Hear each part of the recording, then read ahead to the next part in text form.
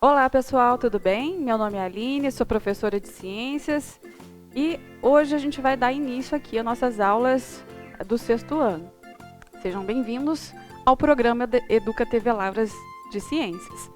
Vou estar apresentando aqui o conteúdo do sexto ano para vocês, do sexto ano. E vou começar falando aqui com vocês sobre água, que é uma mistura. A gente vai ver mais para frente que é uma mistura. E aí, vocês já se perguntaram se existe diferença entre a água do mar e a água do rio? E que diferença seria essa? A gente vai estar respondendo algumas questões aí ao longo da gravação. E essa água que a gente consome, que vem lá do rio, é de qualquer rio que pode vir? Essa captação pode ser feita de qualquer rio que passa aqui próximo da nossa cidade? Ou será que tem alguns critérios? E depois que sai do rio, o que acontece com essa água? Então, para a gente entender um pouquinho mais sobre a água que está presente no nosso cotidiano, primeiro a gente tem que entender que ela está na natureza em 3 estados físicos diferentes, que é o sólido, líquido e gasoso. Aqui nessa imagem a gente pode ver que existe água no estado líquido, passando aqui pelo rio. Tem também a água no estado gasoso, aqui a gente consegue enxergar essas nuvens. E também tem a água no estado sólido, está aqui congelada. No estado gasoso, mesmo quando a gente não enxerga, aqui, por exemplo, está cheio de água no estado gasoso também. E essa água, quando a gente consome, ela vai participar de alguns processos dentro do nosso organismo. Então, quando a gente ingere a água, ela vai para as nossas células e lá dentro das células ela está diretamente ligada na produção de energia. Energia que a gente precisa para respirar, para a gente piscar, para a gente locomover. Também a água, ela participa dos transportes de nutrientes dentro do nosso organismo. Outra função da água que está relacionada com a água no nosso corpo é na limpeza. Então, a água vai estar participando do sistema excretor para tirar as toxinas que tem dentro do nosso corpo. E a água também regula a temperatura do nosso corpo, ela também faz parte desse procedimento. E o nosso intestino não funciona se a gente não consumir água. Então, ela participa de várias funções dentro do nosso organismo. Só que antes de ir para as células, antes de participar desses processos no nosso organismo, a água ela precisa passar por um tratamento. Então, lá na estação de tratamento de água, na ETA, essa água ela vai sofrer algumas modificações. Então, primeira coisa, ela vai estar num tanque de decantação. Tanque de decantação é quando a água fica paradinha e tudo que é pesado e sólido vai ficar no fundo.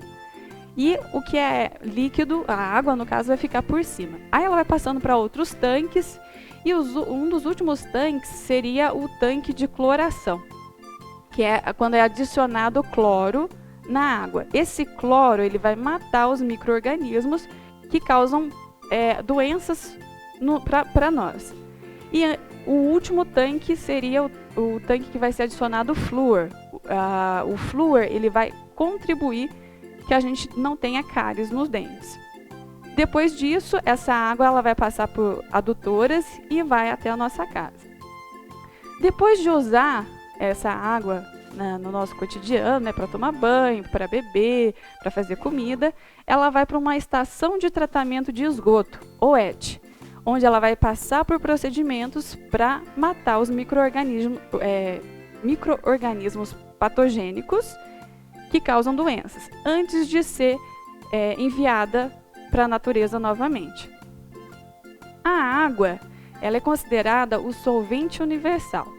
Quando adicionam outras substâncias na água, ela dissolve e aí ela passa a receber o termo de misturas. Existem misturas homogêneas e heterogêneas. Homo significa igual. Então aqui eu trouxe para vocês uma imagem de leite com café que quando você mistura, passa a ser uma mistura homogênea porque você não sabe diferenciar o que é café e o que é leite. Então a gente chama de homogêneo tudo aquilo que a gente não consegue identificar a diferença entre eles. E mistura heterogênea é quando a gente vê que tem 2 substâncias ou 2 sólidos diferentes. Nesse caso aqui é a água com óleo. É uma mistura heterogênea. Para identificar se é água ou se é outra substância, a gente precisa entender que essas substâncias ou essas misturas, elas têm propriedades, são propriedades diferentes. Aqui em ciências, toda vez que eu falar sobre matéria, é matéria que ocupa um espaço num determinado local. Então, por exemplo, quando eu falo de água, a água é uma matéria e ela tem uma característica. Quando eu falo do óleo, é outra matéria e ele tem outras características. E quais seriam essas características? Aqui no sexto ano a gente vai chamar de propriedades. E tem as propriedades gerais, que é a elasticidade, impenetrabilidade, extensão, compressibilidade e divisibilidade. Outras características são mais específicas para diferenciar uma substância de outra. Então, é a temperatura de fusão, temperatura de solidificação, temperatura de ebulição, dureza, magnetismo, condutividade e maleabilidade. Existem técnicas para a gente separar as misturas homogêneas ou heterogêneas. Então, uma dessas técnicas de separação de misturas eu trouxe aqui nessas imagens. Uma das técnicas a gente usa muito em casa, é chamada de filtração, que é para separar o líquido do sólido. Então, toda vez que a gente está filtrando café, a gente está fazendo uma técnica de separação de misturas, muito comum em laboratórios de química. Outra coisa que a gente faz em casa, que também é uma técnica de separação de misturas, aí nesse caso são sólidos e sólidos, é a catação. Então, quando a gente está lá separando a areia, separando a pedra do feijão, a gente está separando duas misturas sólidas. Outra técnica de separação é a peneiração, que é para tirar o que é sólido também, ou sólido e líquido, para separar duas misturas diferentes. Também existe a separação magnética, que é usado ímãs. Nesse caso aqui é uma imagem mostrando na construção civil, separando o que é metal de não metal.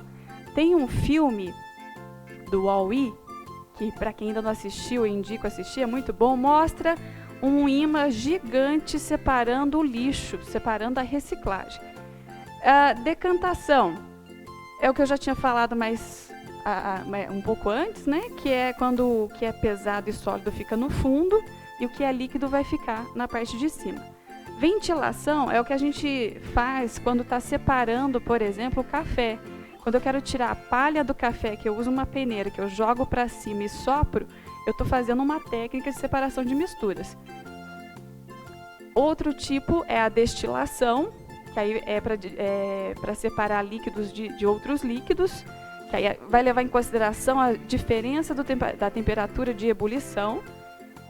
Tem a evaporação, nesse caso aqui é lá no Rio Grande do Norte, aqui no Brasil, onde o pessoal produz o sal de cozinha que vai ser ensacado. Então, para separar o sal da água do mar, é usada a técnica de evaporação, onde a água evapora e o sal, que é sólido, fica aqui embaixo. Depois o pessoal empacota para a gente utilizar em casa. E tem mais outras técnicas: dissolução, centrifugação, levigação e flotação.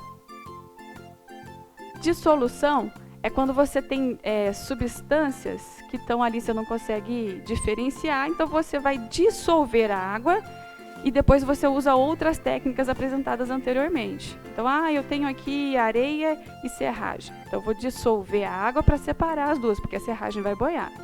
Centrifugação é o que o pessoal faz quando está analisando o sangue. Então, eu vou fazer exame de sangue, eles tiram o sangue da gente, colocam numa máquina de centrifugação e fica girando naquela máquina. O que é pesado vai ficar nas extremidades, né? O que seria, no caso do sangue, as células ficam nas extremidades, o que é líquido vai ficar mais na região central. Levigação é muito utilizado principalmente aqui em Minas Gerais, quando está extraindo ouro. Então usa um equipamento metálico que parece uma peneira, vai lá no rio e aí coloca a areia do rio e começa a circular para ver onde o ouro está. E flotação, que é outra técnica de misturas também. Pessoal, o que eu tinha para dizer para o sexto ano é isso. Conto com vocês nas próximas aulas. Obrigada pela atenção e até mais.